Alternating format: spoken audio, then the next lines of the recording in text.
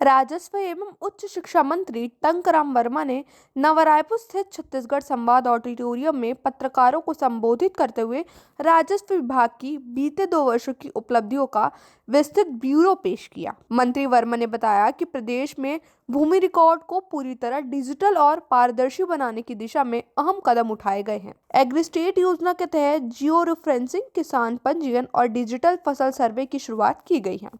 पटवारी नक्शे की geo referencing के लिए 25 करोड़ रुपए का एक प्रावधान किया गया और जल्द ही प्रत्येक भूखंड को यूएल पिन नंबर के साथ भू आधार कार्ड जारी किया जाएगा। उन्होंने कहा कि शहरी और ग्रामीण क्षेत्रों में सर्वे रीसर्वे का काम तेजी से चल रहा है। धमतरी, जगदलपुर और अंबिकापुर में शहरी भू अभिलेखों के उद्घीकरण के लिए नया सर्वे शुरू किया गया, जिसे छोटे भूखंडों को भी नक्शे में दर्ज किया जा सकेगा। भूमि परिवर्तन और नामांतरण की प्रक्रिया को अब ऑनलाइन और सरल बनाया गया। साथ ही भू अर्जन में अनियमितताओं पर रोक लगाने के लिए कड़े नियम लागू किए गए। अवैध कॉलोनियों पर नियंत्रण के लिए 5 डेसिबल के कम भूमि की रजिस्ट्री पर प्रतिबंध लगाया गया है।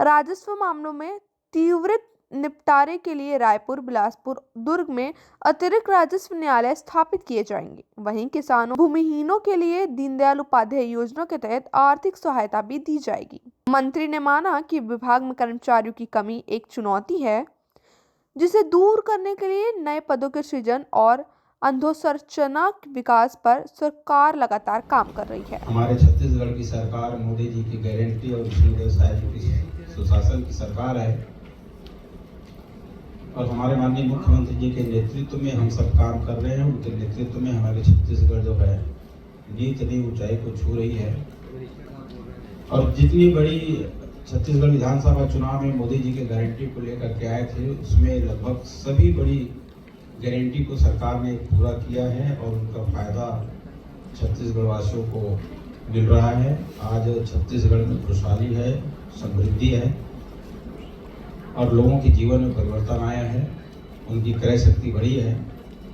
मैं आज अपने विभाग जो माननीय मुख्यमंत्री जी ने मुझको सौंपा है, राजस्व विभाग और उच्च शिक्षा विभाग, तो हमारी 2 साल में उच्च शिक्षा विभाग में कुछ महत्वपूर्ण काम किए हैं। सरकार के अंतर्गत ही पंडित रविशंकर शुक्ल विश्वविद्यालय रायपुर और अटल बिहारी वाजपेयी विश्वविद्यालय बिलासपुर तथा पंडित सुंदरलाल शर्मा मुक्त विश्वविद्यालय बिलासपुर को 20-20 करोड़ रुपए का अनुदान स्वीकृत किया गया है।